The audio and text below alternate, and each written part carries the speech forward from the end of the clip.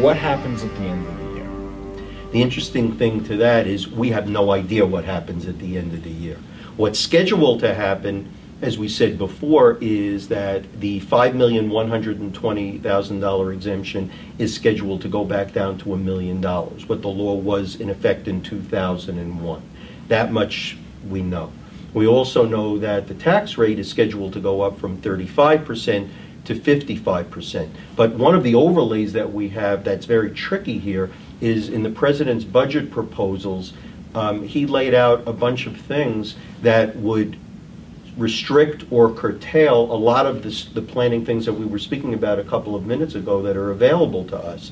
So, for example, in the president's budgetary proposal, what they in effect said they wanted to do was they kind of wanted to split the difference between the rates and the exemptions with what we had in effect in 2001 and what we have in effect now. So basically what was proposed was, let's go back to 2009.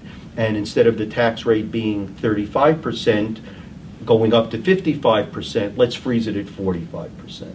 Let's take the exemption, which is currently $5,120,000, and instead of knocking it down to $1 million, let's freeze it at $3,005,000, what it was in 2009.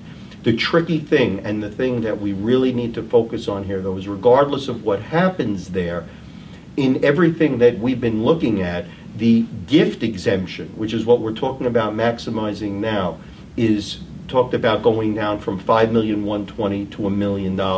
So a lot of people don't focus on this, but what we need to be aware of is really when we talk about gift and estate taxes, making current gifts and gift taxes is really like an on-account look at what happens. People's tax situation for estate tax purposes is really a combination of what they gift today all the way up until the time that they pass away. You have one exemption that you can use either during lifetime or at death on a combined basis.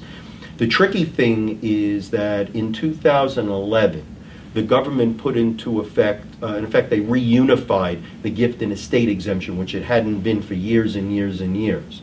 So what they did was they, in effect, increased the gift exemption up from the $1 million up to $5 million, which became $5,120,000 because of cost of living increases. So now, for the first time in a long time, you had the ability to use the total exemption that you had available, the whole $5,120,000 today. And everything that I've been reading, that gift exemption, the ability to do things today, has been dropped down to $1 million.